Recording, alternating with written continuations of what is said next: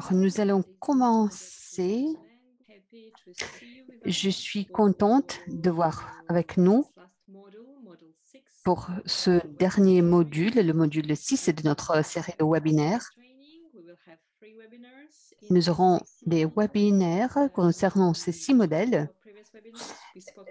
Au cours des précédents webinaires, nous avons parlé des différentes stratégies de prévention. Et maintenant, nous voudrons discuter quoi faire et comment devons-nous travailler lorsque nous avons à voir avec un enfant qui est victime d'un abus, surtout sexuel. Comment devons-nous travailler ensemble avec des spécialistes de différents services, donc dans le cadre de la santé, la protection, la justice. Et de cette façon, nous voulons éviter la révictimisation, la retraumatisation. Aujourd'hui, nous avons l'opportunité d'avoir avec nous Olaf Asta Ferresveit, qui est le leader de Barnhouse. Je sais que vous connaissez déjà le modèle Barnhouse, qui est un modèle très promu, très connu au niveau international, surtout dans la région européenne. Aujourd'hui, nous aurons l'opportunité de voir comment cela fonctionne et pourquoi il fonctionne de cette façon. Et nous aurons donc son leader qui va nous participer.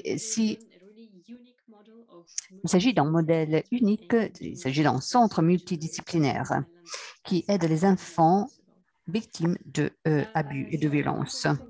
Avant de donner la parole à Olaf, je voudrais vous rappeler de couper vos micros pendant la session. Nous aurons une session questions-réponses après la présentation. La session sera, comme d'habitude, aura une durée de 2 heures, comme d'habitude, avec une pause de 10 minutes au milieu. Donc, à vous la parole, Olaf.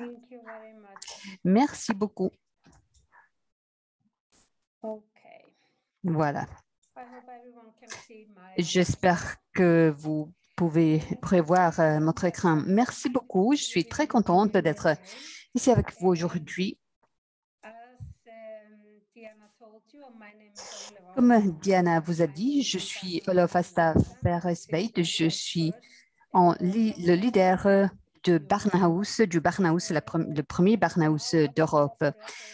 Maintenant, nous savons que ce modèle se trouve est très répandu en Europe, mais j'étais aussi engagée dans le processus pour mettre en œuvre le Barnhouse en Europe. Je suis très contente d'être ici avec vous aujourd'hui. Je vais vous parler pour 45 minutes plus ou moins, et puis nous aurons une pause. Et ensuite, nous pourrons avoir un échange. Je vais essayer de répondre à vos questions, et puis nous aurons une pause de 10 minutes, et puis je vais continuer. Avant le Barnhouse ici en Islande, il y avait un manque de coordination entre les services de protection des enfants, la police, le public ministère et les services de santé. Il y avait aussi un manque de spécialisation ici en Islande. Il y avait aussi en même temps un manque d'approche interdisciplinaire. Et donc, l'enfant était soumis à des entretiens répétés. Il était en effet contacté par plusieurs enquêteurs dans des lieux différents. Il était donc difficile pour les enfants de parler, de révéler à nombre de personnes dans des endroits différents ce qui s'était passé. Et les enfants dans les zones rurales en Islande n'avaient pas bénéficié d'une évaluation, d'un traitement, d'un soutien approprié. Et ce que nous avons vu à l'époque, c'est qu'il y avait un phénomène de révictimation et de retraumatisation des enfants. Voilà, cette image décrit très bien ce que c'est le Barnhouse. Le Barnhouse est comme, disons, un service complet pour l'instant. Bon, auparavant, si nous prenions l'exemple d'un enfant de 5 ans, Robin, qui avait parlé à son enseignant d'avoir subi des abus sexuels. L'enseignant renseignait la police et Robin devait aussi être interviewé par le docteur, par l'avocat, qui devait tirer des informations de l'enfant. Et ensuite, l'enfant se retrouvait à avoir parlé à 5, 6, 7 ou voire plus de personnes. Et les enfants très petits, ils avaient du mal à révéler et à répéter nombre de fois ce qui s'était passé. Et cela n'était pas utile, disons, pas bien pour les enfants de cet âge-là. Et qu'est-ce qui se passe aujourd'hui? L'enfant parle avec quelqu'un auquel l'enfant fait confiance. Personne ne peut poser des questions à l'enfant jusqu'au moment où l'enfant est arrivé au Barnhouse. Il est très important de se concentrer sur le fait que les adultes et les personnes qui travaillent dans ce champ écoutent l'enfant et entendent l'enfant et parlent avec l'enfant et l'écoute révéler ce qui s'est passé. Donc, la mission du Barnhouse, c'est de faciliter la collaboration et la coordination des services de protection de l'enfance, la police, le ministère public et le corps médical dans les enquêtes sur les cas d'abus sexuels commis sur les enfants. Et le Barnhouse offre un cadre adapté aux enfants pour les entretiens d'investigation, les examens médicaux conjoints et nous assurons aussi une mise en œuvre professionnelle des entretiens d'enquête. Notre mission consiste aussi à veiller à ce que l'enfant victime et sa famille reçoivent une évaluation, un traitement et un soutien approprié. Les cas d'abus sexuels touchent souvent toute une famille. Parfois, c'est au sein de la famille qui se passe un cas. Et donc, il est très important de soutenir la famille tout entière. Et la mission de Barnhouse comprend aussi l'établissement de pratiques de travail et de lignes directrices professionnelles grâce à une coopération interdisciplinaire. Notre mission veille aussi à améliorer les connaissances spécialisées sur les abus sexuels envers les enfants, à transmettre ces compétences, le cas échéant, aux professionnels et au public. La mission principale, c'est bien sûr de ne pas nuire à l'enfant. Peut-être cette dernière mission est la mission la plus difficile. Pour les enfants, il est très difficile de parler d'abus sexuels. Nous rencontrons des enfants victimes d'abus physiques ou victimes de violences domestiques. Mais notre but, c'est de ne pas nuire à l'enfant. Les fonctions de base du Barnhouse. Bon, nous avons travaillé. Nous travaillons depuis plus de 22 ans, en effet. Barnhouse a été créé le 1er novembre 1998 en Islande et nous avons abordé des cas d'abus sexuels d'enfants âgés de 3 ans et demi à 18 ans. Et nous nous concentrons sur les entretiens médico-légaux pour les enfants qui ont été victimes d'abus physiques, mais aussi victimes de violences domestiques. Et nous avons eu aussi d'entretiens qui sont non accompagnés, des mineurs non accompagnés qui arrivent en Islande. Donc, vous voyez, c'est une normale maison de famille qui se trouve dans une zone résidentielle et la maison n'a pas de signe à l'extérieur. De cette façon, chaque parent qui vient à la Barnhouse peut maintenir son anonymité. Nous avons aussi des entretiens médico-légaux, entretiens d'investigation, d'enquête. Je vais vous en parler plus tard. Nous avons aussi entretiens exploratoires, entretiens pour mineurs non accompagnés, comme je vous disais.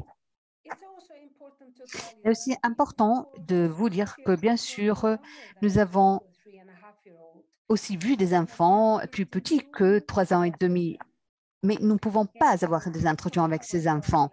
Ces enfants peuvent venir pour des examens médicaux et les parents peuvent recevoir notre soutien.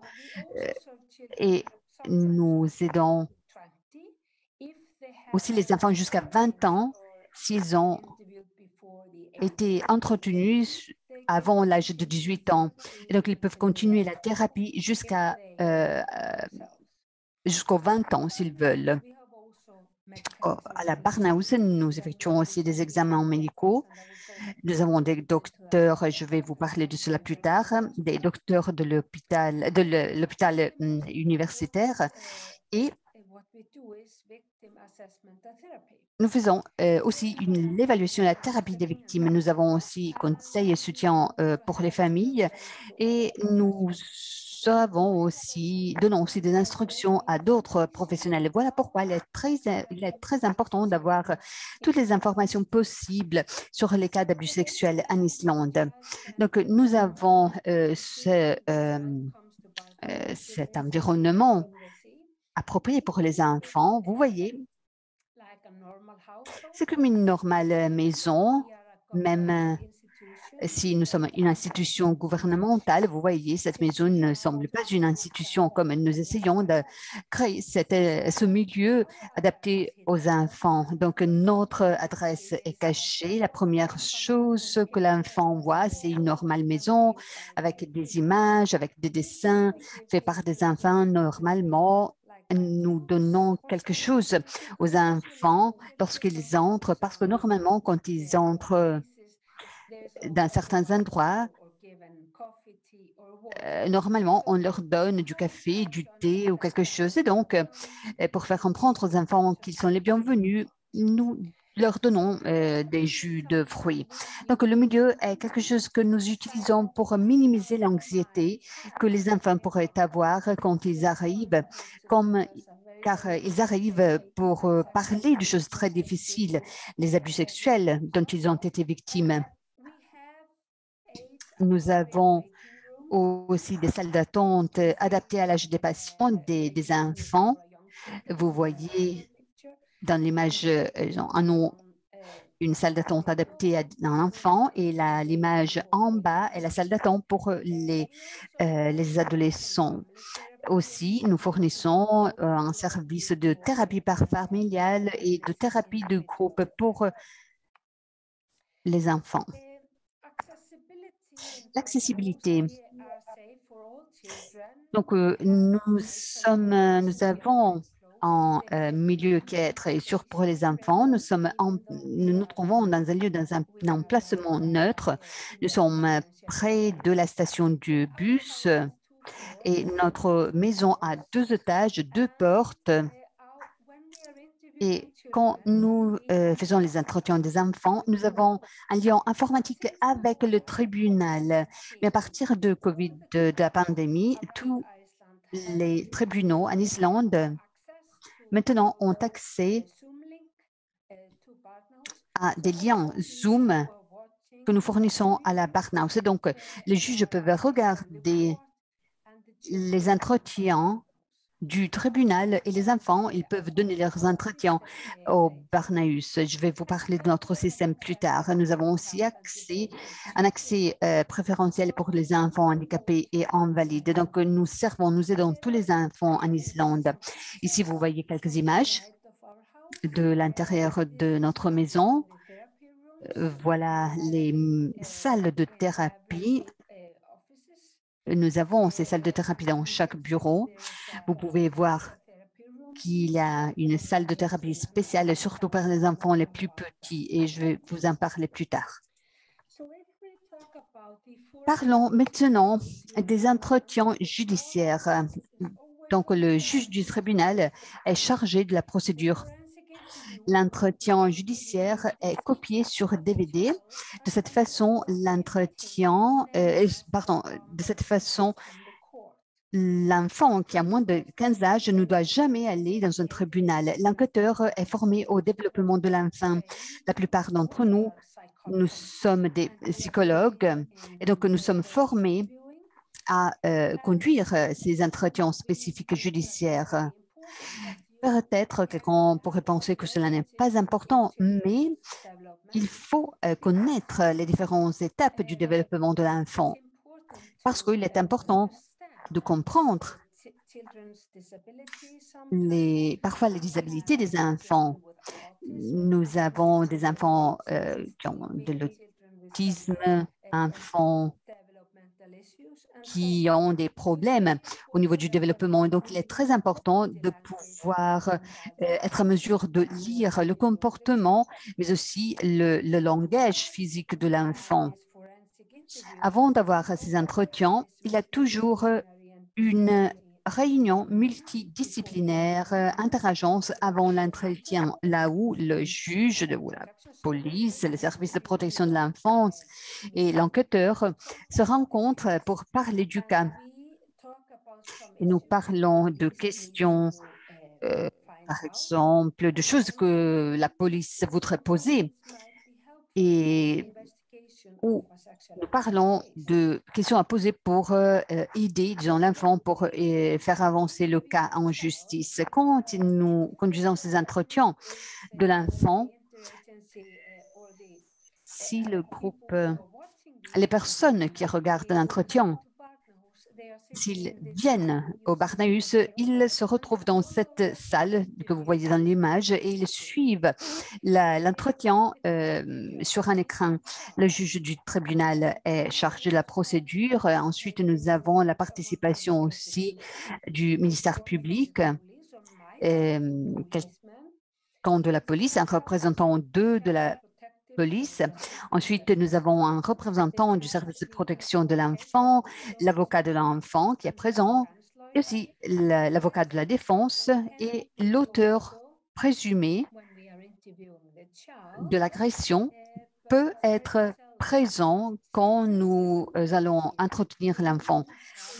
Nous devons avoir la présence du juge parce qu'il s'agit d'un procès en fait. Et de cette façon, l'enfant ne devra témoigner à nouveau. Voilà pourquoi nous devons penser aussi,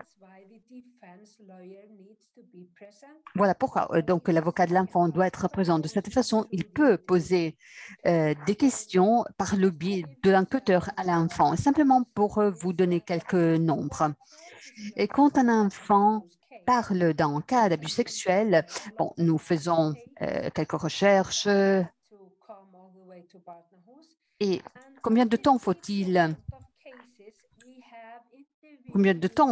pour arriver pour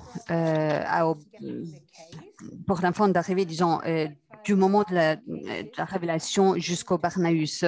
Bon, environ, ça fait 2 semaines. Il faut 2 semaines. Dans notre loi, le tribunal, la police, tout le monde engagé veulent donner priorité à ces cas. Il est très important d'interviewer l'enfant le plus tôt possible parce que, à cause de la traumatisation de l'enfant, mais aussi parce que de cette façon, nous n'allons pas perdre aucune information parce que souvent les enfants oublient très rapidement. Nous avons aussi eu un entretien préliminaire et c'est le service de protection de l'enfance qui peut participer à l'entretien et cet entretien peut être conduit à la demande du service de protection de l'enfant ou CPS. Donc, nous pouvons conduire cet entretien si le cas et s'il n'y a pas de révélation, si par exemple l'enfant n'a pas révélé grand-chose à propos du cas ou si l'agresseur n'a pas été identifié ou s'il n'a pas atteint l'âge de la responsabilité pénale qui a 15 ans en Islande. Donc, pour le CPS, le service de protection de l'enfance, il est important d'avoir ce type d'entretien. De cette façon, nous pouvons poser des questions ponctuelles à l'enfant. Voilà la salle de l'entretien. Vous pouvez voir des images concernant 2 chambres de l'entretien. Peut-être vous pourriez penser que c'est une salle très petite, mais ce n'est pas le cas. C'est une salle qui est spécialement conçue. Nous avons 2 caméras, l'une fixée sur l'enfant pour, disons, capturer les expressions du visage de l'enfant et l'autre montre la salle, la chambre tout entière. Il n'y a pas de distraction dans la chambre car des enfants très jeunes voudraient jouer. Donc, il est très important pour l'enquêteur d'avoir un contact, disons, d'être en contact direct avec l'enfant.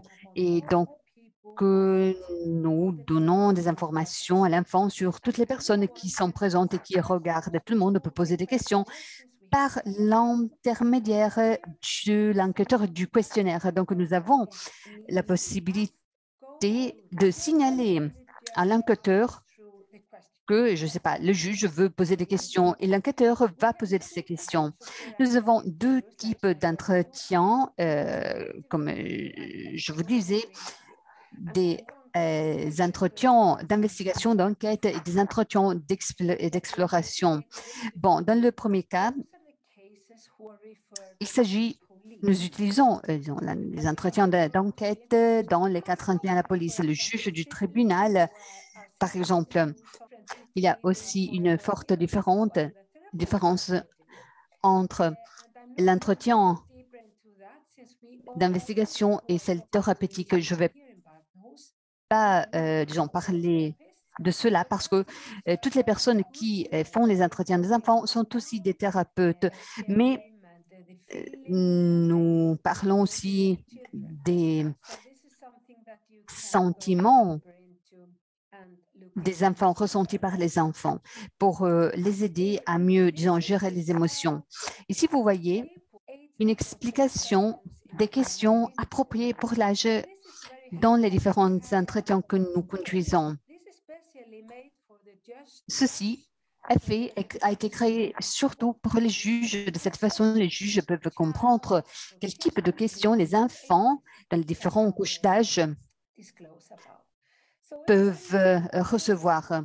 Donc, si nous prenons un enfant de 4 ans, ils peuvent vous dire qui a fait quelque chose, ce qui s'est passé, où cela s'est passé, et peut-être ils peuvent vous dire comment, mais très peu d'entre eux pourront vous dire comment. Ce n'est que jusqu'à l'âge d'11 ans que les enfants peuvent vous raconter tout le scénario de ce qui s'est passé du début jusqu'à la fin. Et après avoir mis, disons, ce tableau sur un mur, les juges ont compris.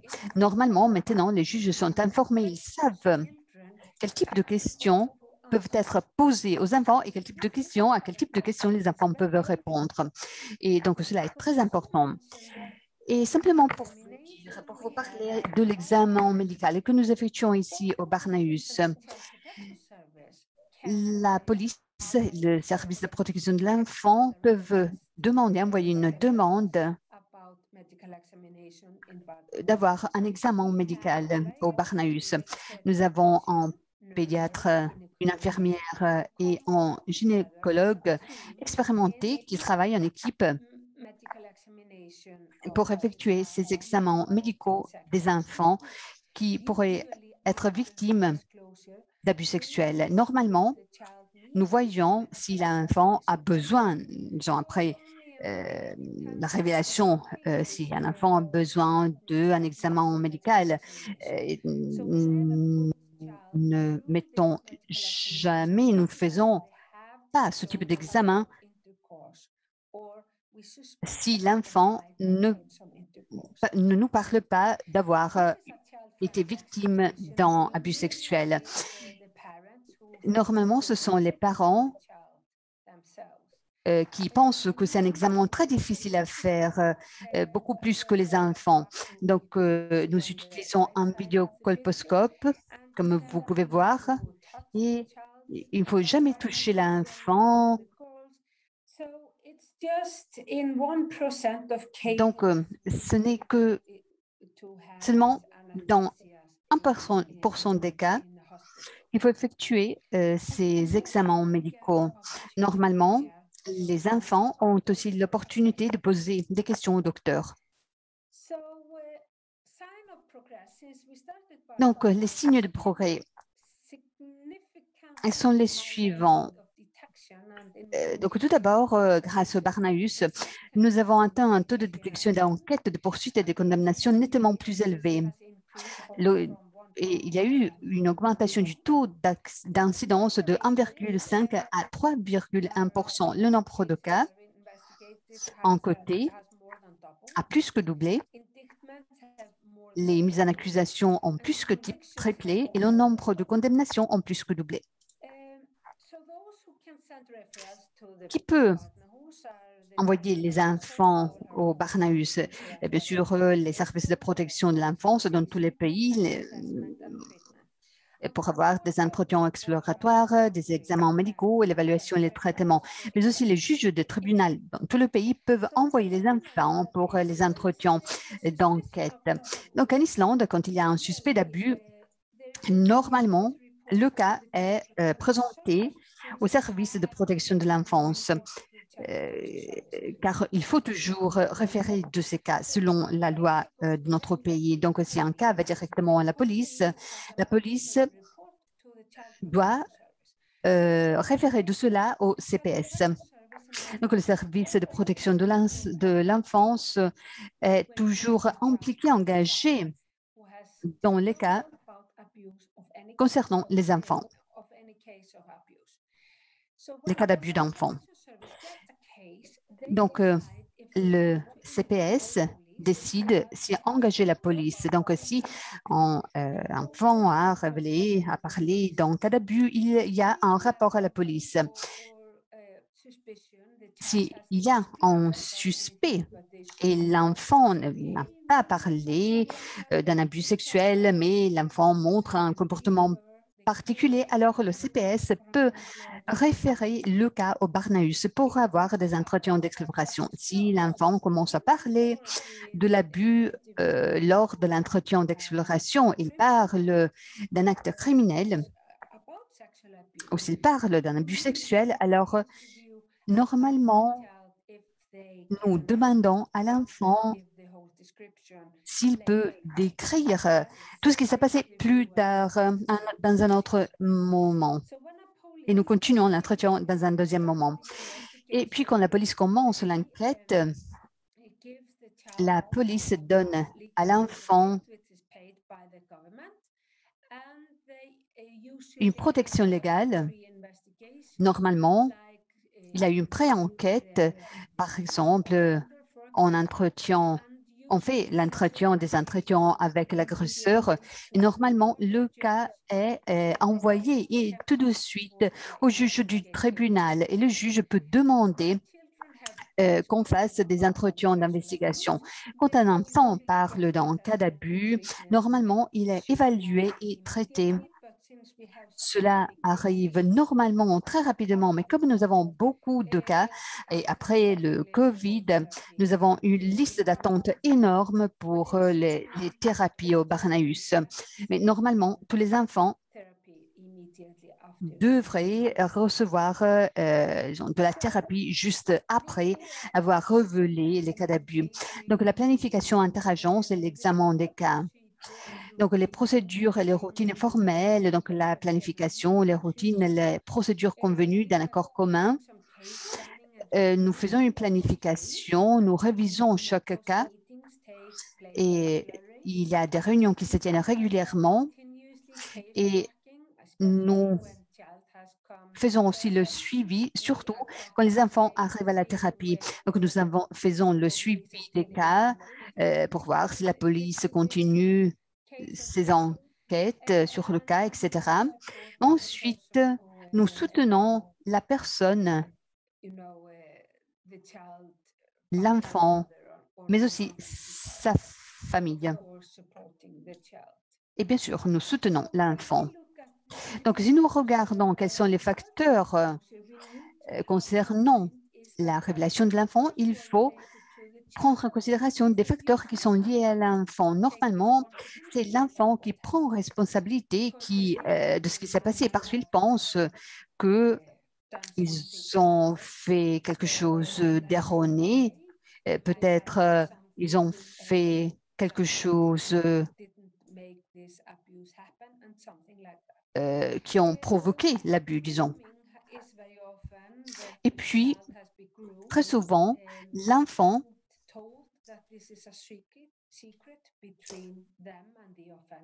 on dit à l'enfant que ceci, c'est ce qui s'est passé, la prédation sexuelle est en secret. Et puis, quand les enfants, on dit aux enfants que ce qui s'est passé, c'est un secret, les enfants doivent maintenir le secret. Parfois, les enfants ont été menacés ou on leur a donné des cadeaux, ils ont reçu des cadeaux spéciaux et nous devons aussi considérer qu'il faut éviter de donner des cadeaux aux enfants si nous voulons qu'ils nous parlent des cas. Et normalement, les enfants pensent qu'ils ont fait quelque chose de mal. Souvent, les enfants ont été forcés à toucher l'agresseur. Certains enfants m'ont dit qu'ils ont peur de parler de ce qui s'est passé parce qu'ils pensent qu'ils sont eux-mêmes des agresseurs et qui pourraient être inculpés pour des actes criminels. Parfois, ils ont peur de ne pas être crus par leurs parents ou par la société. Et ils ont aussi peur de l'ignorance. Et puis, il y a des facteurs qui sont liés à la famille nazie ou à l'agresseur. Le fait, c'est que l'agresseur peut être un membre de la famille ou un ami de famille. Et ils ont peur de parler parce qu'ils ont peur des conséquences. Peut-être les enfants aiment l'agresseur. Ils ont peur donc des conséquences et ils ne savent pas ce qui pourrait se passer après les conséquences. Et puis, des sentiments complexes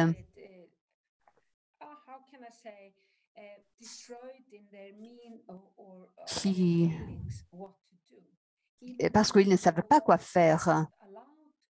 Même s'ils savent que les abus sexuels ne sont pas permis, mais les enfants, dans toutes les couches d'âge, les enfants, ils reçoivent des informations concernant ce qui est permis et ce qui n'est pas permis dans les cas d'abus sexuels et physiques. Et si nous regardons les entretiens judiciaires, bon, notre protocole est basé sur des données probantes, un protocole NICHD, NCAC. C'est un protocole que peut-être vous connaissez. Ces deux protocoles se axent sur la même chose, à savoir, on pose des questions ouvertes. Et il s'agit de protocoles qui ne donnent pas de jugement de valeur. Ils cherchent la vérité et ils ont une neutralité de ton. Si je vous parle un peu de ces deux protocoles en tant que psychologue, je peux vous dire que ces protocoles sont très importants parce qu'ils nous donnent la possibilité de savoir ce qui est important pour la police, pour les enquêteurs, donc pour leur donner des informations exactes, crédibles et complètes. Et de cette façon, on peut aussi aider l'enfant à avoir des mémoires claires. Donc, les informations de cette façon sont exactes, crédibles et complètes. Ensuite, grâce à l'usage des enregistrements sur DVD, nous pouvons avoir une documentation précise. Et aussi, le tribunal peut faire avancer le cas. Donc, en Islande, quand un cas arrive au tribunal, on regarde le DVD qui est le témoignage de l'enfant. Et puis, le but de l'entretien, c'est de maximiser les informations fournies par l'enfant, aussi minimiser l'impact de l'entretien sur l'enfant et minimiser les effets de la contamination sur la mémoire de l'enfant. En même temps, notre but, c'est maintenir l'intégrité. Et donc, nous voyons la mémoire de l'enfant et comme s'il s'agissait d'une couche de neige. Et donc, nous allons poser beaucoup de questions à l'enfant avant l'entretien principal et en faisant comme ça, nous pourrions contaminer la mémoire de l'enfant. Voilà pourquoi il est très important d'avoir un entretien des enfants le plus tôt possible. Donc, les principes fondamentaux sont mettre l'accent sur les questions ouvertes dans notre protocole et en utilisant des questions ouvertes, nous voyons qu'il y a une approche claire. Donc, vous voyez en jaune, vous avez les questions ouvertes. Parfois, il faut écouter et nous, en tant qu'enquêteurs, nous devrions écouter plus que parler. Donc, si nous sommes des bons enquêteurs, nous devrions parler seulement 30% du temps et l'enfant doit parler 70% du temps. Donc, je voudrais vous donner quelques informations sur ces principes fondamentaux. Quand nous posons des questions ouvertes ou quand nous demandons à l'enfant de rappeler ce qui s'est passé, la qualité de l'information est de 92% et la quantité des questions est de environ 20%. Et cela augmente quand nous posons des questions fermées. Donc, si nous posons des questions dans l'espace jaune, et nous posons des questions telles que dis-moi, explique, décris, ou si nous posons des questions qui, quand, etc., alors la mémoire de l'enfant sera contaminée. Nous pouvons demander à l'enfant, dis-moi, pourquoi tu es là? Et là, dans l'espace rouge, c'est quand nous voulons des réponses oui ou non. Et la quantité des questions qu'il faut poser dans l'espace rouge est beaucoup plus élevée que dans l'espace vert. Donc, c'est simplement pour vous expliquer comment nous utilisons la hiérarchie cette hiérarchie. J'ai fait un entretien avec une petite fille de 5 ans qui avait été touchée et je lui ai demandé pourquoi tu es là aujourd'hui. Je vais vous parler de ceci plus tard, mais je lui ai demandé pourquoi tu es là aujourd'hui quand j'étais au pas 2, à la phase 2 du protocole.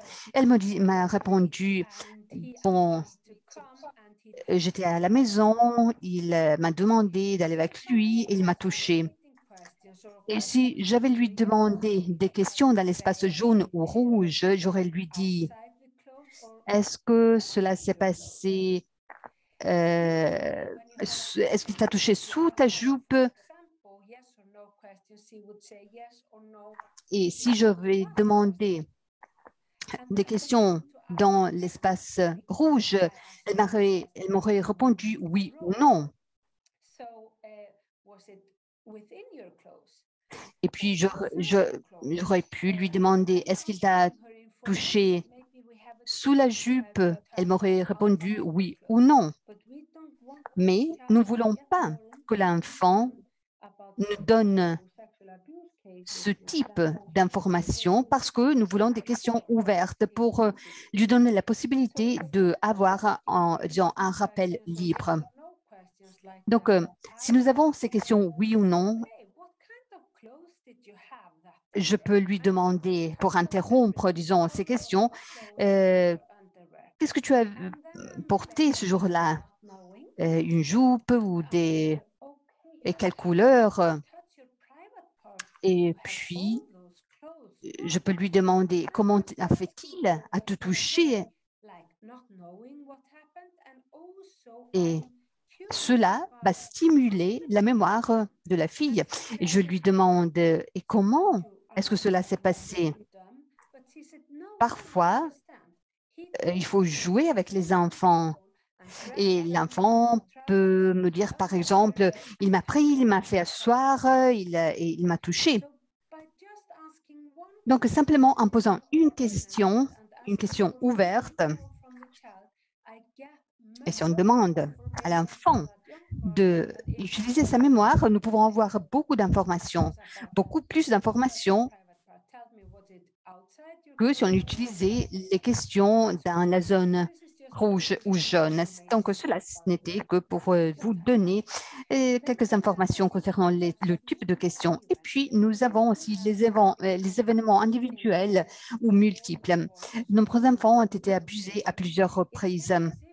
Et donc, dans ce cas-là, il est difficile pour les enfants de se souvenir d'un événement individuel dans une série d'événements similaires répétés. Et donc, cela peut être parfois très, très difficile pour un enfant. Mais notre rôle, c'est de découvrir la fréquence de ces événements. Si, par exemple, si je vous demande de votre Noël en 2016 et vous me dites que vous étiez en Islande, peut-être nous aurons vécu des rituels similaires à Noël. Mais voilà pourquoi il est très difficile pour nous expliquer ou dire ce qui s'est passé à Noël 2016. Mais si je dis, dis-moi, je ne sais pas ce qui s'est passé ce Noël quand tu avais un habit jaune. Et donc, cela va stimuler sa mémoire. Cela peut nous faire comprendre les détails sur chaque événement. Et puis, la mémoire. La mémoire est très importante. La mémoire est déclenchée par des questions non directes et ouvertes. Les informations que nous obtenons des enfants, vous voyez, la mémoire, les informations les plus saillantes, compréhensibles, parlantes pour l'enfant, sont les informations que les enfants révèlent en utilisant leurs mots.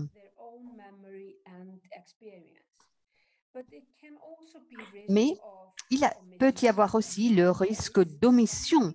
Parfois, nous pourrions perdre quelque chose qui est important. Donc, nous pouvons leur dire, aide-moi à comprendre, qu'est-ce qui s'est passé après ça. Parfois, il faut aussi se axer sur la mémoire de reconnaissance. Et donc, poser des questions plus spécifiques, parfois des questions oui-non ou des questions à choix multiples. Par exemple, on pourrait donner, par exemple, 2 choix aux enfants pour répondre aux questions, mais il faut retarder cela le plus possible.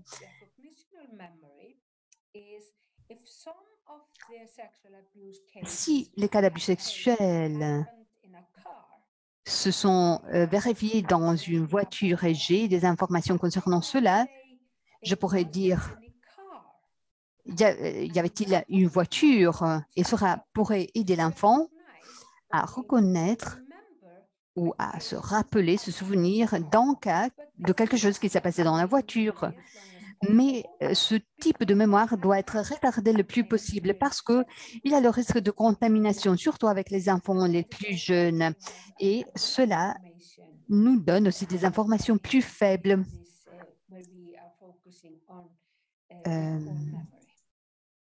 Par rapport à l'autre type de mémoire. Je crois que nous pourrions prendre une pause maintenant ou peut-être des questions avant de prendre une pause. Merci beaucoup, Olof. Tu as partagé beaucoup d'informations. Donc, peut-être nous pourrions prendre des questions pour commencer. Je vois qu'il y a déjà une question dans la boîte de discussion. Je vais la lire en français. Merci pour la présentation. Vous dites qu'il faut rapidement s'entretenir avec la victime pour qu'elle n'oublie pas. Comment faire lorsque nous sommes informés tardivement d'un abus, d'une violence sexuelle? Les enfants, normalement, parlent de quelque chose qui s'est passé. Parfois, il y a beaucoup d'années, normalement, les enfants ne parlent pas tout de suite après le cas d'abus sexuel.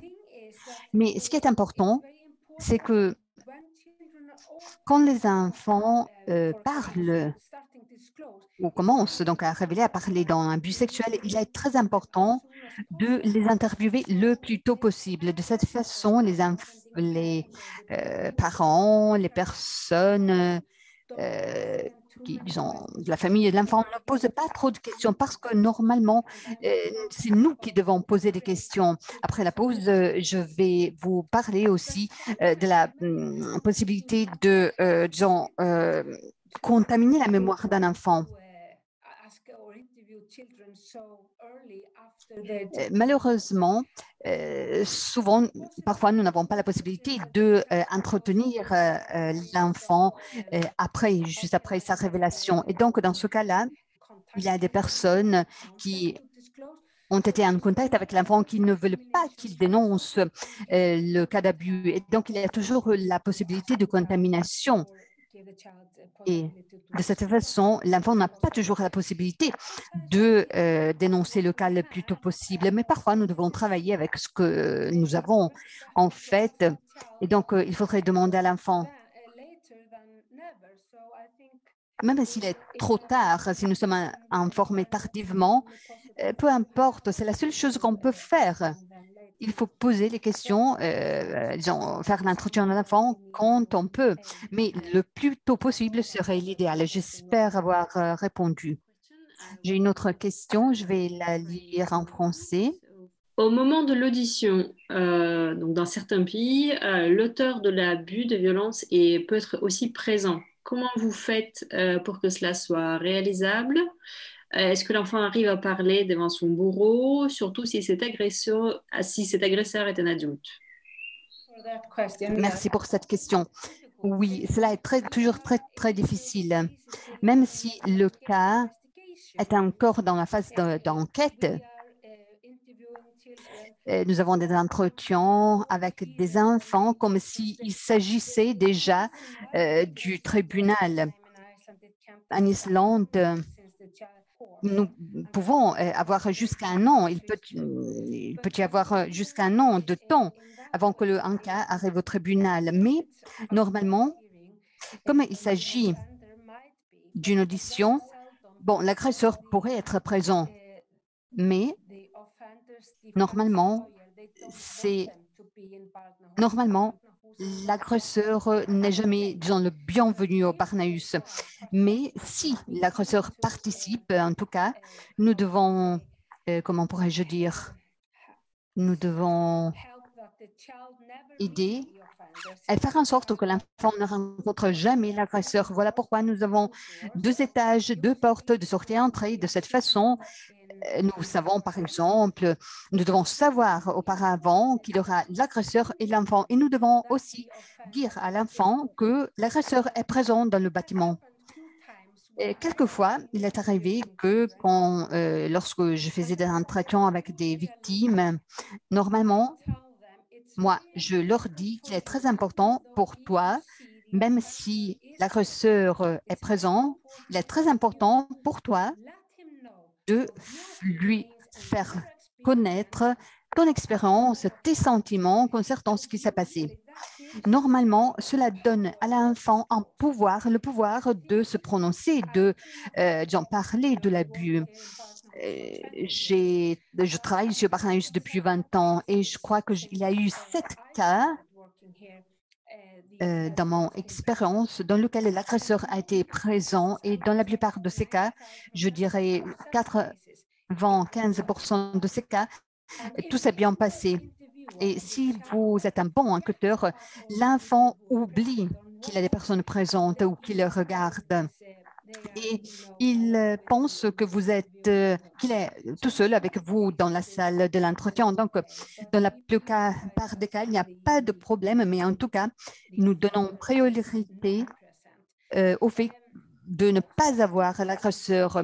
Aussi, le juge chargé de la procédure, par exemple, il y a 2 semaines, l'agresseur s'est présenté ici au Barnahus avec son avocat. Ils n'ont pas informé le juge. Le juge lui a dit, vous ne pouvez pas être ici. Et il a demandé à l'agresseur de quitter le Barnahus. Donc, cela peut aussi se vérifier. Merci. J'ai aussi une autre question dans la boîte de discussion. Je vais la lire en espagnol. Donc, au Pérou, les filles qui souffrent de violences sexuelles doivent faire toute une procédure, police, médecin, et puis elles reçoivent la protection dans une institution soyant séparées de leur famille. Et donc, il y a en tout cas une revictimisation de l'enfant.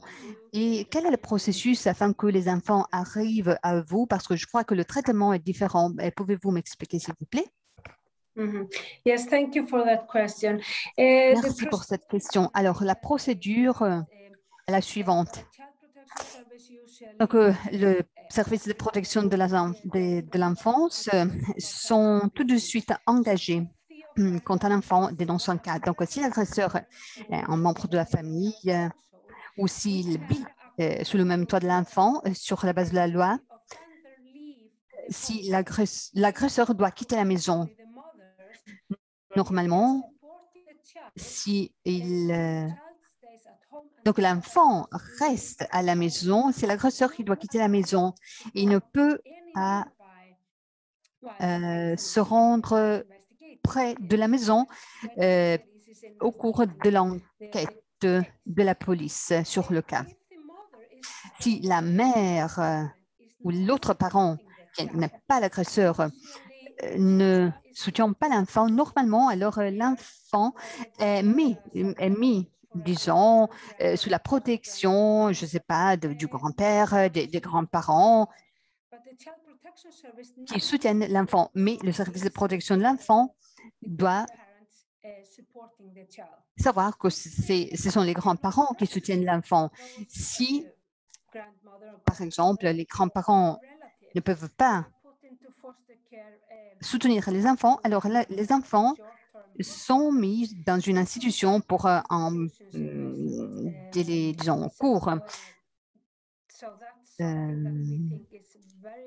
Donc, nous ne voulons pas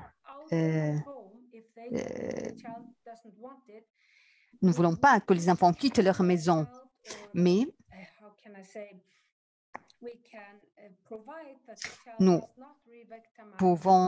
nous faisons tout ce que nous pouvons pour éviter que les enfants soient victimes d'une revictimisation, mais nous empêchons aux agresseurs de vivre sous le même toit. Si cela n'est pas possible, alors nous essayons de mettre l'enfant sous la responsabilité d'un grand-parent, etc.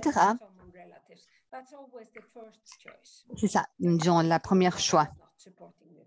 Si la mère ne soutient pas l'enfant. Ce qui est très important, c'est que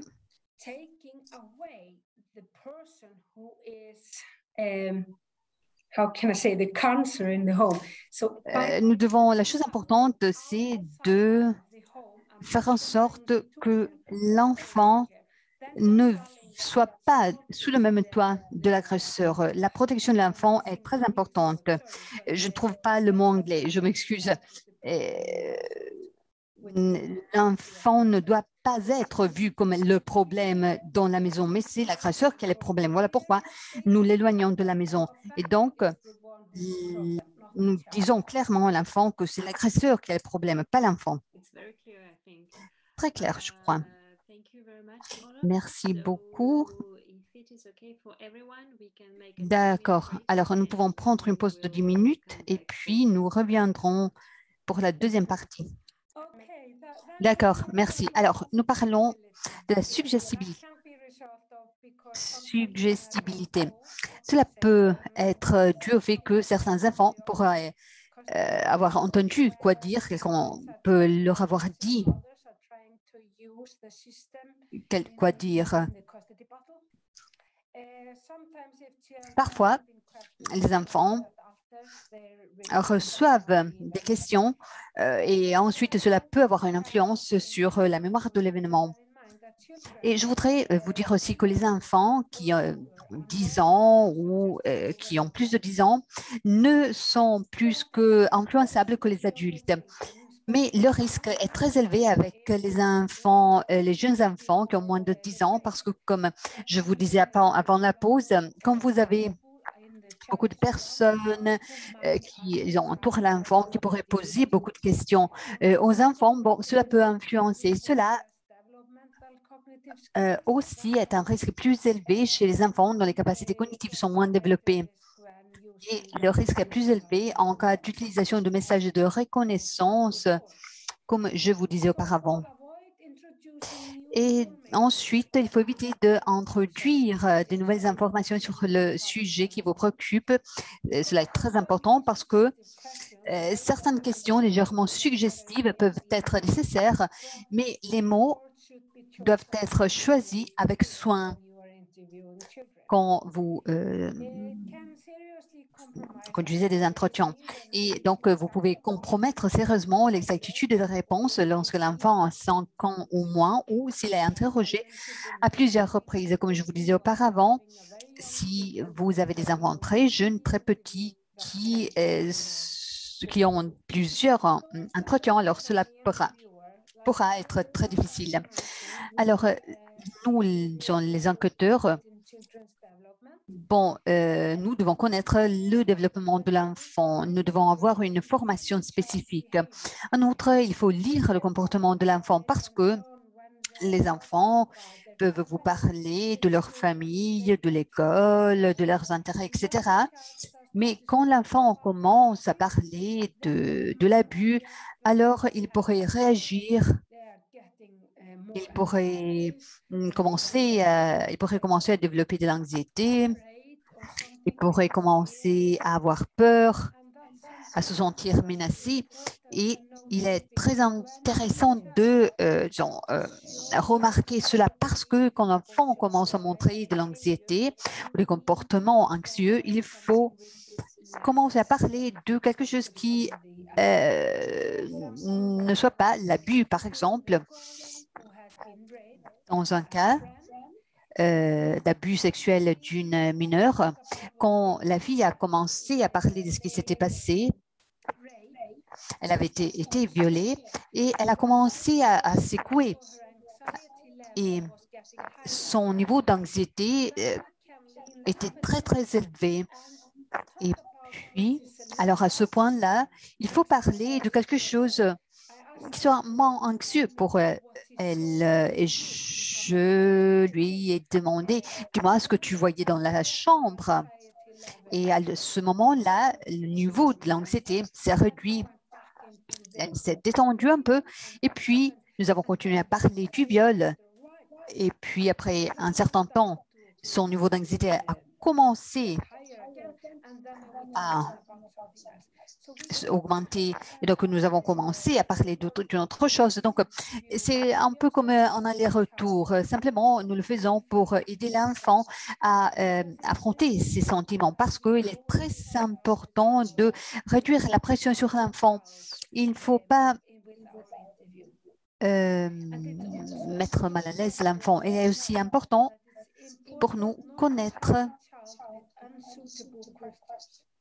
ne pas poser à l'enfant des questions inadaptes, comme par exemple, j'ai eu un cas d'un garçon qui avait subi un abus.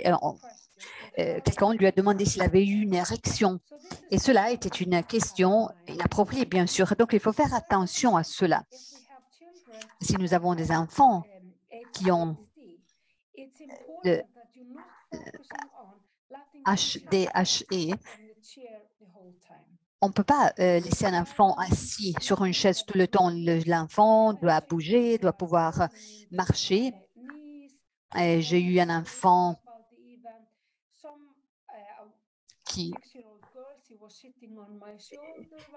J'avais une petite fille qui était assise sur terre, un enfant qui ne voulait pas être assis sur une chaise. Il ne faut pas trop se axer sur cela. Il ne faut pas demander, disons, à l'enfant de se asseoir. Donc, donner la possibilité aux enfants de bouger, de s'exprimer comme ils veulent. Les enfants doivent être à l'aise. Donc, la structure des entretiens.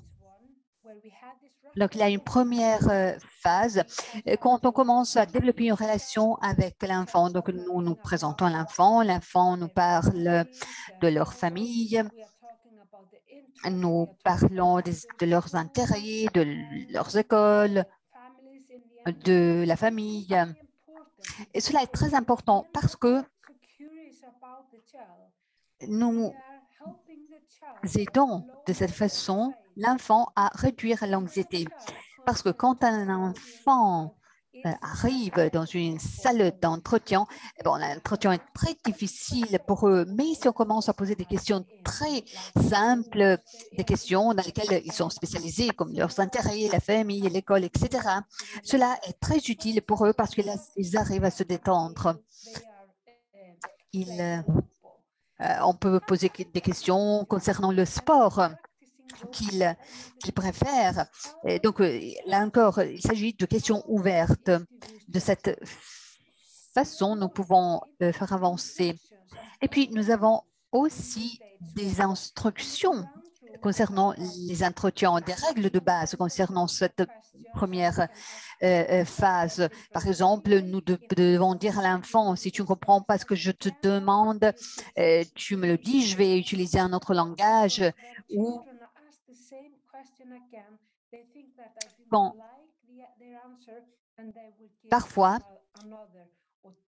les enfants, si on pose la même question deux fois à un enfant, parfois les enfants nous donnent des réponses différentes parce qu'ils pensent que nous n'avons pas aimé la première réponse. Et donc, on leur dit, vous pouvez me demander, tu peux me demander de te parler d'une autre façon. Et il faut aussi signaler que si je pose deux fois la même question, c'est parce que j'ai oublié. Et puis,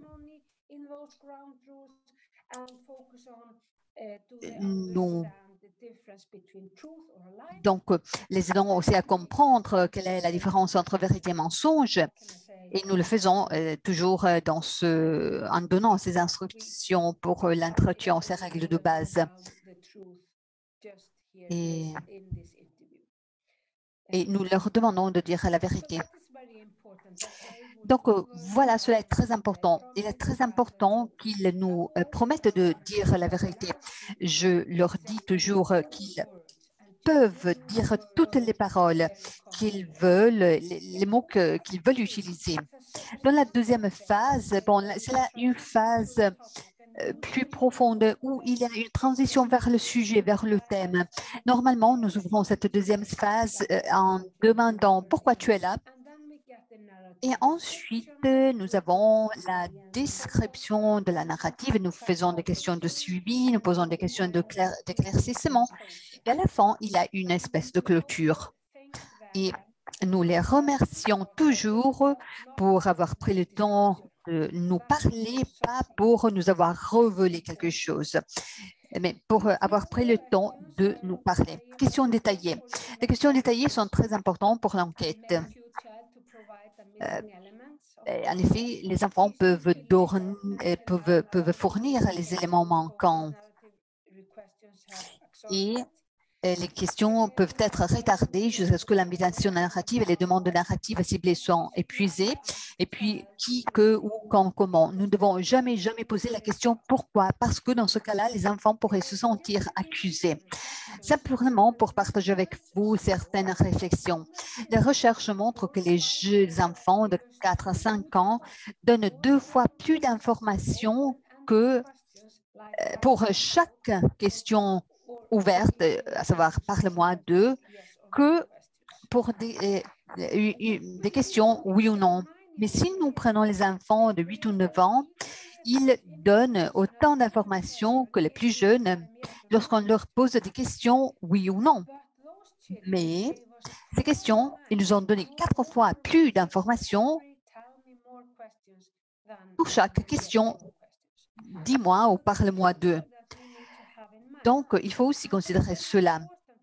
Il est très important pour la police, pour les enquêteurs, pour l'enquête des cas, parce que en posant ces questions, ils pourront avoir beaucoup d'informations importantes. Parlons maintenant de la thérapie de la victime.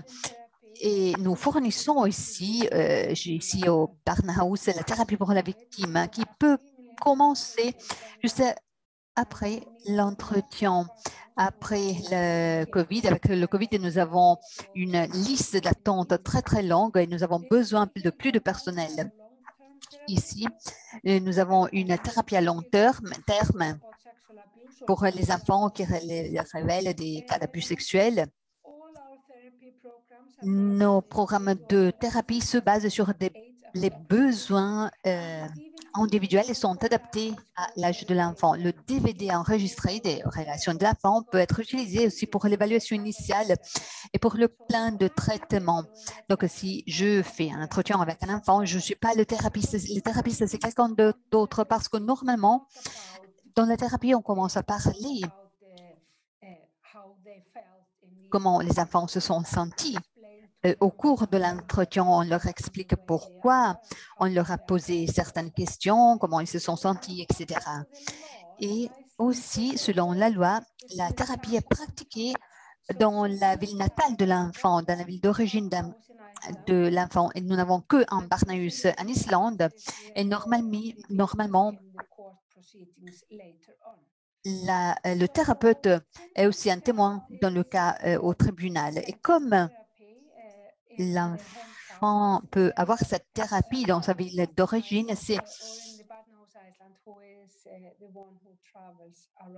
il y a un psychothérapeute qui est le plus souvent, disons, celui qui, disons, s'occupe et qui travaille pour le parent et qui s'occupe de ce cas. Vous voyez, voilà l'Islande, un pays très grand. Donc, vous voyez, les distances sont énormes. Donc, nous aussi utilisons des avions pour ce type de thérapie et nous avons 5 ou 6 endroits où on peut avoir donc ces avions. Et dans la partie nord de l'Islande,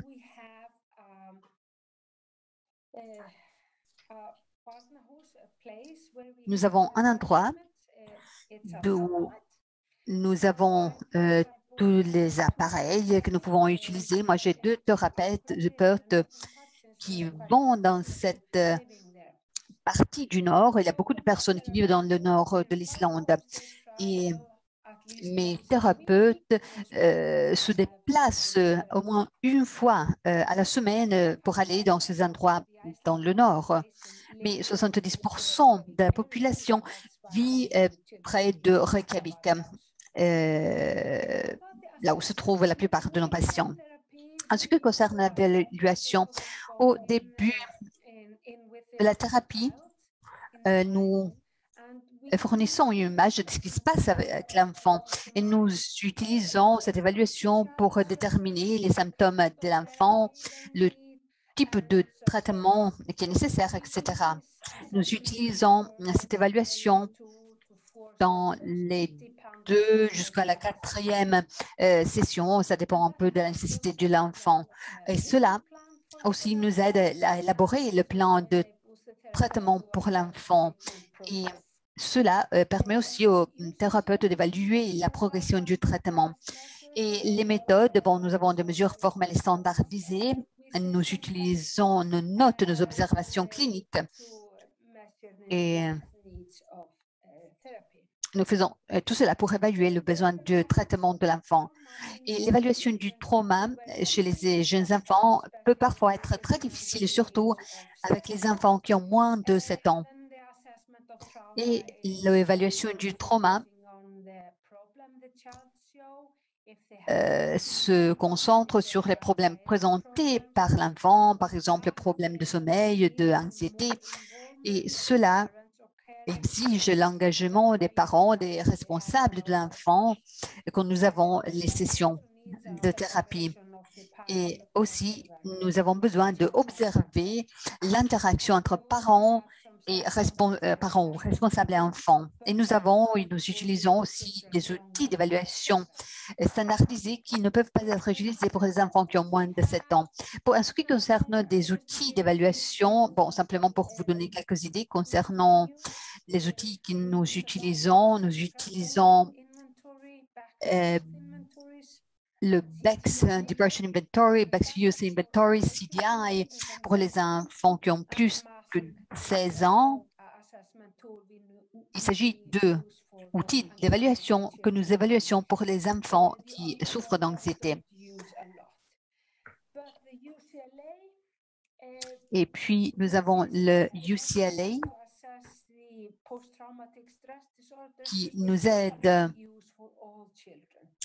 pour évaluer les désordres post-traumatisme. Donc, tous les enfants qui viennent chez nous en thérapie, nous utilisons cet index UCLA, qui est le DSM-5. Donc, l'Islande se trouve entre les États-Unis et l'Europe. Et souvent, nous utilisons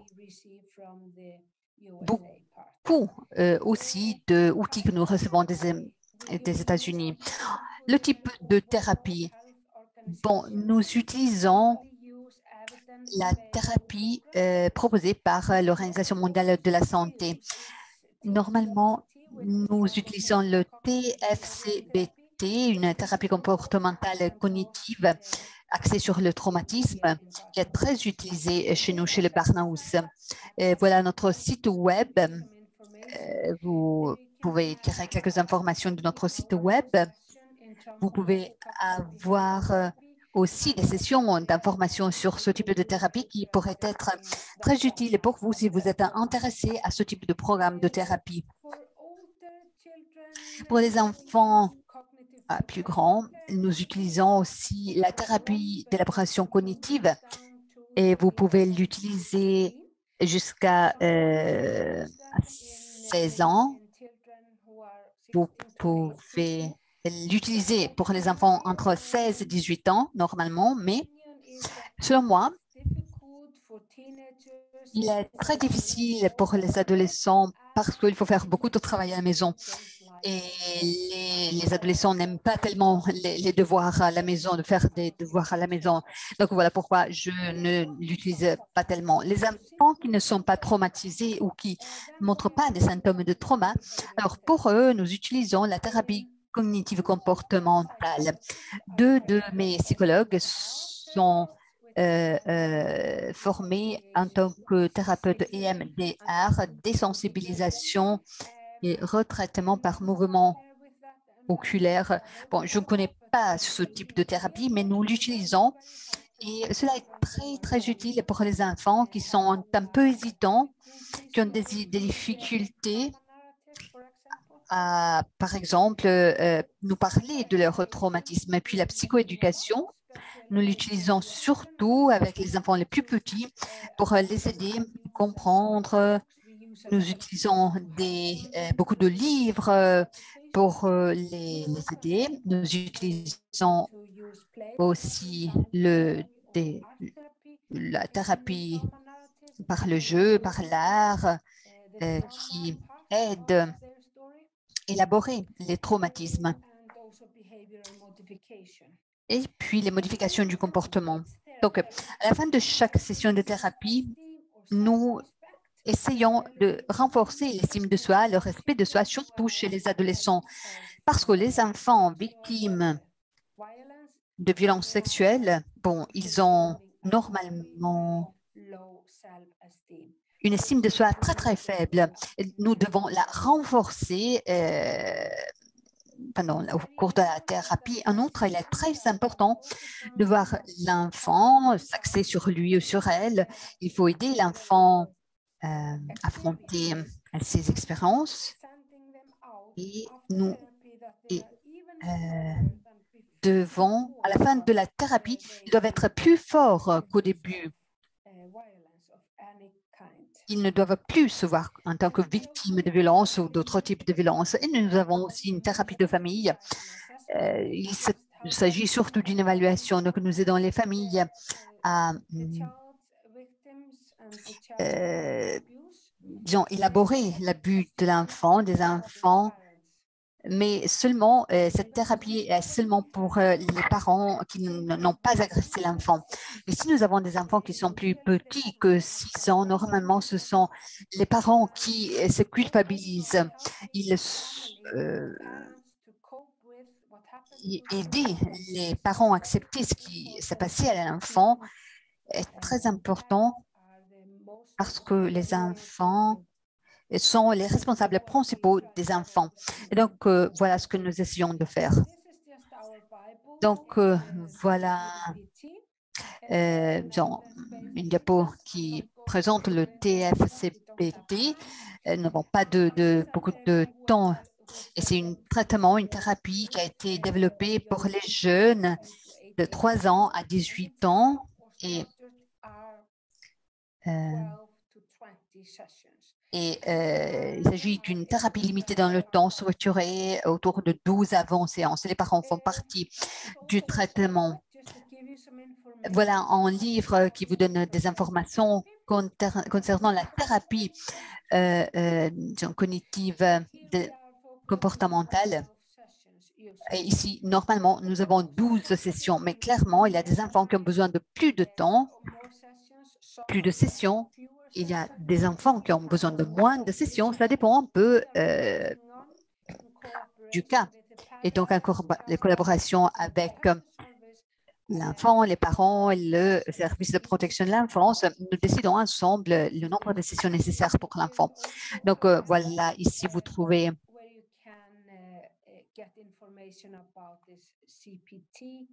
un cours d'apprentissage concernant la thérapie CPT. Le EMDR, bon, vous pouvez trouver, je ne vais pas m'attarder sur cela.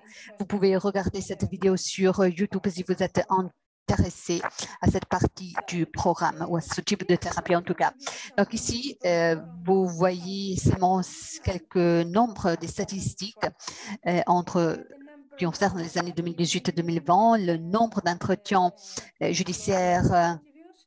Si nous regardons les années 2018-2020, nous avons eu, voilà, les cas d'entretien juridique ici en Islande. Vous pouvez voir que les auditions étaient environ, au tribunal étaient environ 120 en 2018. Cela a augmenté énormément en 2020. Et en 2020, c'est la plupart des cas que nous avons eus en Islande. Et 2020 était l'année du COVID. La colonne en jaune sont les auditions au tribunal en bleu. Plus ou moins, le pourcentage est le même. Et il s'agit des entretiens demandés par le service de protection de l'enfance. Et en rouge, ce sont les entretiens faits au Barnahus. Donc, en 2020, nous avons interviewé pour le tribunal beaucoup de cas. Et si nous regardons maintenant la diapo suivante qui concerne une comparaison entre la violence physique et sexuelle, le cas de violence physique et sexuelle, vous pouvez voir que normalement, dans les mêmes années, dans la même période, donc de 2018, en 2018, nous avions entre 43 et 47 cas concernant la violence physique. Mais en 2020, l'année du COVID, vous pouvez voir que ce nombre a doublé en Islande. Et il ne s'agit que d'auditions au tribunal. Aussi, les cas d'abus sexuels ont augmenté. La plupart et l'augmentation dans les cas sexuels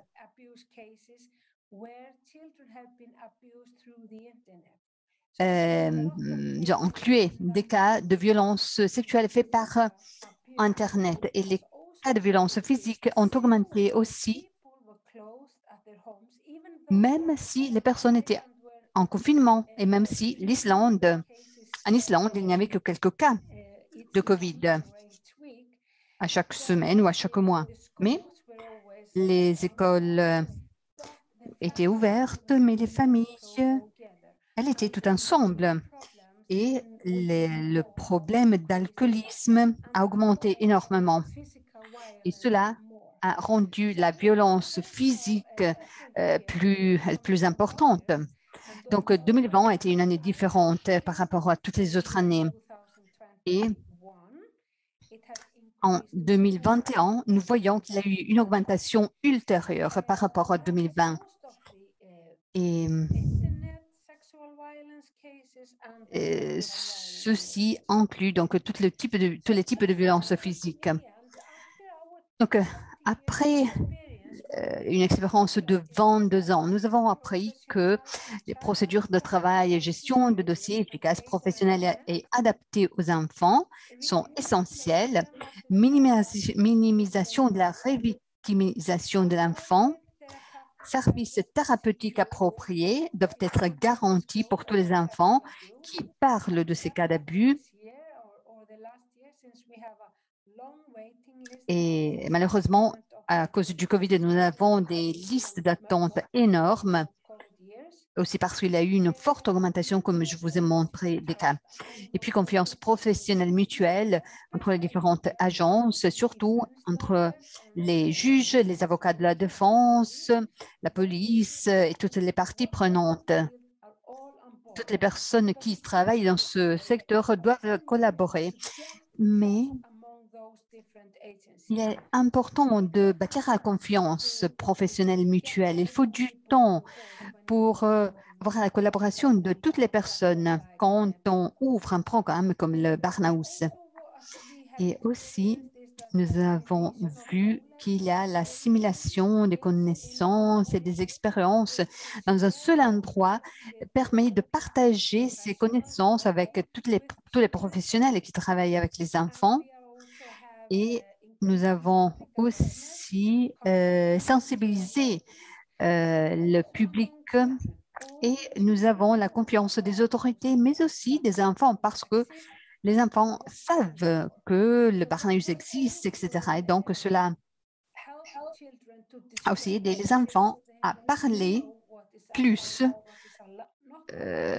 parce qu'ils savent ce qui est permis ou n'est pas permis dans la société de l'Islande. Et même s'il y a une augmentation énorme des cas par rapport à tous les autres pays du nord de l'Europe, nous avons plus d'enfants ici en Islande qui parlent de ces cas. En effet, par rapport, disons, aux autres pays de l'Europe du Nord. Et puis, une augmentation du taux de découverte. Donc, merci beaucoup. Je voulais vous montrer, comme nous avons peut-être quelques instants, encore quelques minutes, je voudrais vous montrer comment nous utilisons la thérapie. Nous avions une jeune fille de 9 ans, l'agresseur était son ancien beau-père. Il y a eu un seul incident d'abus sexuel. Les parents ont divorcé et ils avaient la garde partagée. Elle vivait une semaine avec sa mère, une semaine avec son père. Et le jour après, et nous avons vu l'enfant le jour après l'abus. Donc, cette image, l'image d'une poupée qu'elle a fait de son beau-père. Et elle a voulu créer cette représentation de son agresseur. Et elle nous a dit qu'elle lisait un livre. Et aussi, les enfants jouent en nous présentant ce qui s'est passé. Et sa sœur était dans la même chambre, elle lisait. Et cette chambre était très similaire à sa chambre réelle. Elle lisait, donc elle voulait dormir. Et puis son beau-frère est entré dans la salle. Il a commencé à la toucher. Mais le toit était comme ça. Et donc,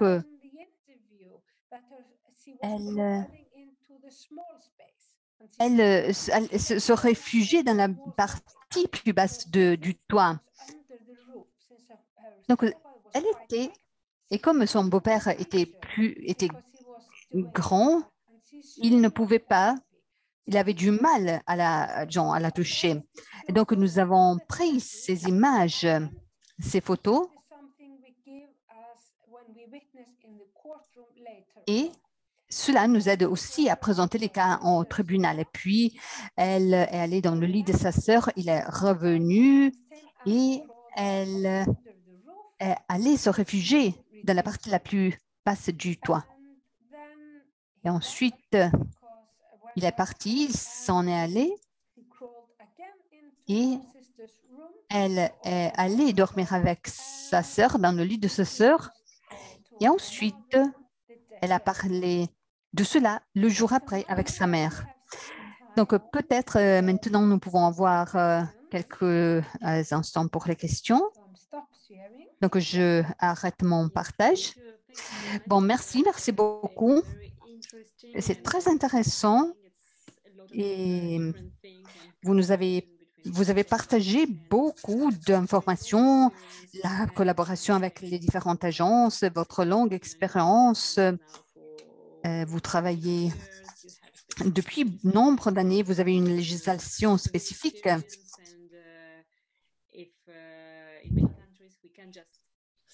Et nous pouvons apprendre beaucoup de votre expérience et nous pourrions l'adapter, au moins les points saillants. Et nous devons toujours regarder les objectifs, à savoir avoir un processus d'entretien qui soit le plus adapté à l'enfant que possible. Maintenant, nous avons quelques instants pour les questions. So while you're thinking about the question, I was wondering during the Alors, presentation. je me demandais pendant la présentation comment le fonctionnement, comment est financé le Barnahus. Bon, c'est l'État qui finance le Barnahus. Donc, nous sommes une institution gouvernementale. Nous ne devons pas nous préoccuper de rien, effectivement. En tout cas, l'État nous paye notre salaire, la maison et tout ce qui concerne le Barnahus. Mais quand nous devons, par exemple, nous déplacer par avion, je ne sais pas, alors ce sont les municipalités qui payent pour le coût du déplacement. Et l'Islande est un pays plutôt petit. Voilà pourquoi nous avons des institutions spécialisées comme la nôtre. Et si vous regardez la Norvège ou la Suède ou d'autres pays du nord d'Europe qui ont le Barnahus, ils ont des Barnahus dans chaque ville. Voilà pourquoi peut-être en Islande, la situation est un peu différente. D'accord. Alors, je voudrais poser une autre question en tant que modératrice. Vous avez parlé beaucoup de la prévention que vous avez fait avec les enfants en Islande qui apprennent ce qui est possible, ce qui est acceptable ou pas. Ils apprennent de l'établissement du Barnahus. Avez-vous contribué à l'établissement de cette stratégie de prévention? C'était ça l'un de vos buts? Non, nous n'avons pas eu la possibilité de faire cela, mais en tout cas, nous avons participé à développer des programmes pour les enfants.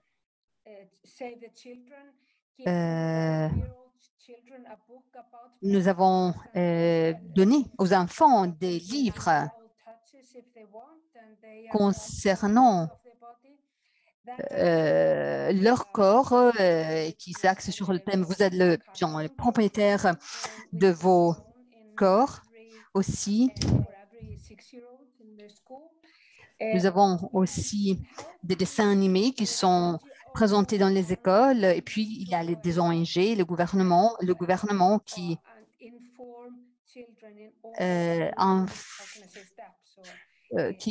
donne des informations à toutes les écoles. Et donc, nous avons participé à cela. Et parfois, Par exemple, quand les directeurs des écoles se rencontrent, nous allons les rencontrer, nous faisons des présentations, nous parlons genre aux médias du Barnahus, etc. Donc, nous essayons d'entrer en contact avec les enfants, mais aussi avec leurs enseignants, les professionnels, et pour leur faire comprendre ce qui est acceptable et qui n'est pas acceptable. Et donc, aussi, par exemple, il y a des cours qui montrent aux enseignants à quels symptômes faire attention, quels symptômes chez les enfants faire attention. Et par exemple, pour les enfants de 8 ans, ils voient des dessins animés à l'école qui parlent d'abus sexuels, d'abus physiques. Et aussi, on parle de l'importance de révéler cela. Et puis, on pose la question aux enfants, est-ce que cela s'était jamais arrivé? Et ensuite, on parle de cela avec une personne, disons un référent, une personne ressource de l'école. Et aussi, la punition physique n'est pas permise, n'est pas tolérable. Et donc, nous donnons aussi des informations concernant cela. Et donc, ce que nous faisons au Barnahus, c'est plutôt aider les enfants. Disons, nous aidons, nous nous axons, nous nous concentrons sur les enfants, mais nous donnons aussi beaucoup d'informations à disons, toutes les personnes qui entourent les enfants. D'accord, chers participants, dernière opportunité pour poser des questions. Sinon, nous allons terminer la session. Donc, je crois que nous avons reçu beaucoup d'informations et c'est beaucoup à élaborer. C'est un modèle très complexe avec beaucoup d'acteurs, de parties prenantes engagés. Donc, merci beaucoup pour cette présentation si détaillée. Je crois que nous allons étudier votre diaporama très attentivement et pour mieux comprendre comment ça fonctionne. Bon, donc merci beaucoup et donc aux participants de notre webinaire, vous trouverez ce webinaire sur le site web du BC et il y aura encore 2 webinaires qui seront tenus par une organisation qui s'appelle Breeze of Hope, qui vont nous parler du soutien psychologique aux enfants victimes de violences sexuelles. Et je ne sais pas si les autres voudraient, Olaf, si vous voulez dire quelque chose pour clôturer la session.